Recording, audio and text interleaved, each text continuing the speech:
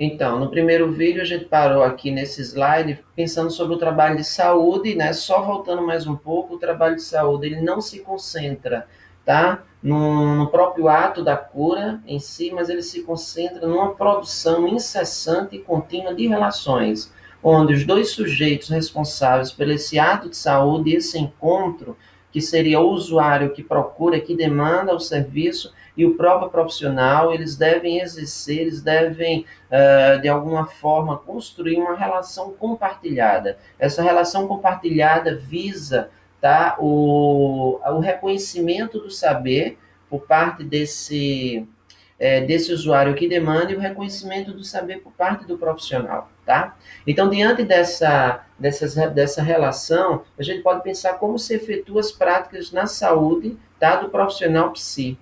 E aí uma questão que é importante é que ao longo do processo da construção, tá, da intervenção do profissional de psicologia ao longo, tá, dos campos da saúde, ela de alguma forma trouxe, ela foi pautada por três, três características super importantes. Primeiro, a experiência derivada da própria clínica, né? Que é justamente uma passagem acriteriosa e ahistórica dos parâmetros da clínica tradicional para o trabalho na instituição. O segundo processo é o pensamento liberal, tá? Que acompanhou a psicologia, tá? Durante uma boa parte de sua construção epistemológica.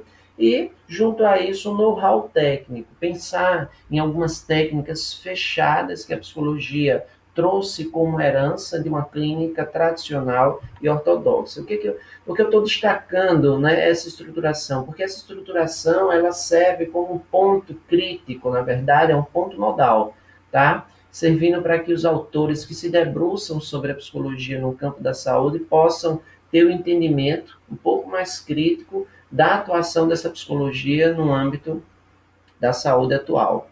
Bem, diante desse caminho percorrido até agora, o trabalho na saúde do profissional de psicologia deve envolver o adoecimento como construção da própria identidade desses sujeitos, como é que ele se vê diante de determinados lugares sociais, a partir de uma representação social maior, e aí a pensar, né, o processo de saúde e doença no nível psicossocial, né, trabalhando com os determinantes sociais da saúde. Então, diante disso, a gente tem as intervenções para uma clínica além da tradicional. Então, pensar essa intervenção, pensar o adoecimento como uma construção da própria identidade dos sujeitos, pensar o processo de saúde e doença no nível psicossocial, trabalhando com os determinantes sociais, né, da saúde, como moradia, como habitação, como trabalho, como lazer, como renda, né, faz com que a gente possa, de alguma forma, construir intervenções para além da clínica individualista,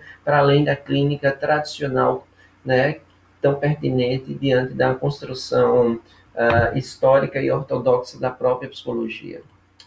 E aí temos algumas possibilidades de um saber fazer na saúde. Então, é importante destacar que a nossa matéria-prima da individualidade do próprio profissional, a individualidade que eu posso chamar também da própria singularidade do próprio profissional, se é essencialmente o social. Então, se a própria singularidade, tá, desse trabalho, desse saber fazer e desse pensar, tá, nas limitações teóricas do profissional de psicologia, ele é essencialmente social, então precisamos trazer os elementos que são universais nessa construção do trabalho, do saber fazer saúde, pensar na especificidade própria de cada segmento, e aí eu trago para vocês cada segmento em relação ao processo, tá, populacional de adoecimento, dos agravos da saúde, de promoção da saúde também, tá? E aí há uma construção e desconstrução das próprias relações de uma maneira contínua no nosso próprio ato de saúde. E aí, avançando um pouco mais, tá? A gente traz, né, como uma das questões pertinentes para a atuação do profissional de psicologia na saúde é justamente a questão da estruturação do Sistema Único de Saúde e seus desafios, né?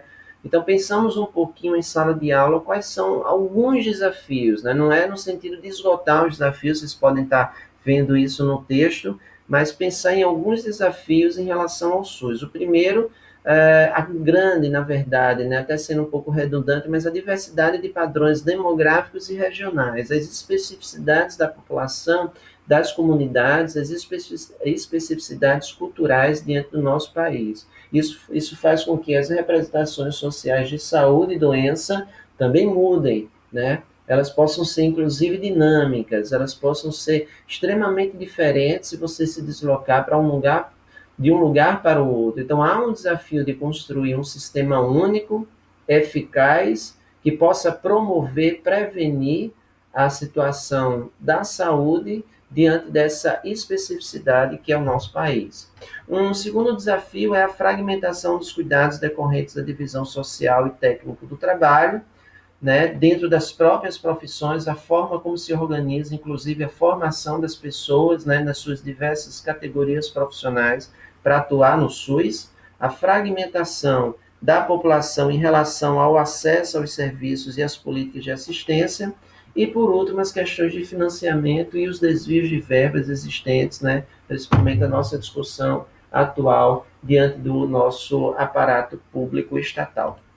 Bem, como tentativa, né, de pensar um pouquinho, tá, sobre esses desafios e tentar fornecer, tá, elementos que possam ser pertinentes para essa estruturação, tá, do próprio SUS.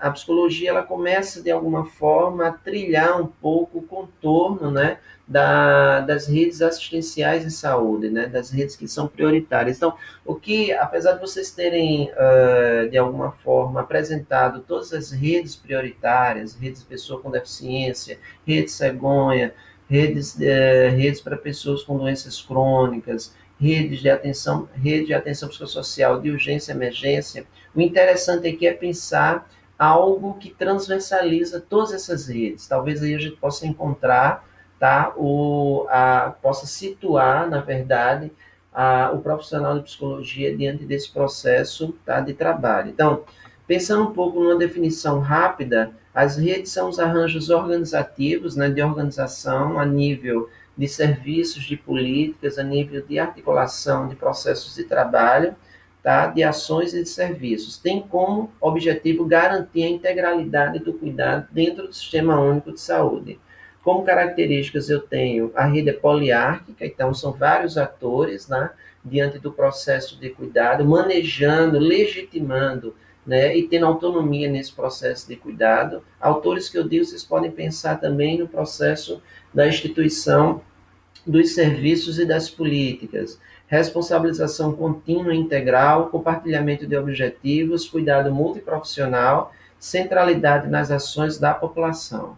E aí, como podemos fazer para promover esse trabalho em rede? Então, uma das questões é se guiar através das linhas de cuidado, que são essas 5 linhas, as linhas de cuidado que eu, né, de alguma forma, estou colocando aqui para vocês, através da corresponsabilização do cuidado em saúde, sair da lógica do próprio encaminhamento, ou seja, o sujeito que demanda, né, ele precisa acessar todos os serviços e não um particularmente, mapear os percursos dos usuários na rede para compreender e ter maior compreensão e resolubilidade dos casos e promover o encontro entre os serviços para a discussão de casos, troca de saberes e experiências e melhorar a comunicação entre os próprios serviços. Então, essa foi a atuação da psicologia. Então, se concentre, galera, não necessariamente nos detalhes de cada rede, mas se concentre dentro das características da rede, como é que o psicólogo ele pode atuar, né? Como é que ele pode atuar nesses processos assistenciais em saúde. E aí, fechando, tá, o nosso assunto para P1, né, essa revisãozinha rápida, a gente trabalhou com o texto de Foucault, que está localizado no livro Microfísica do Poder, texto Nascimento do Hospital, Gênese da Instituição.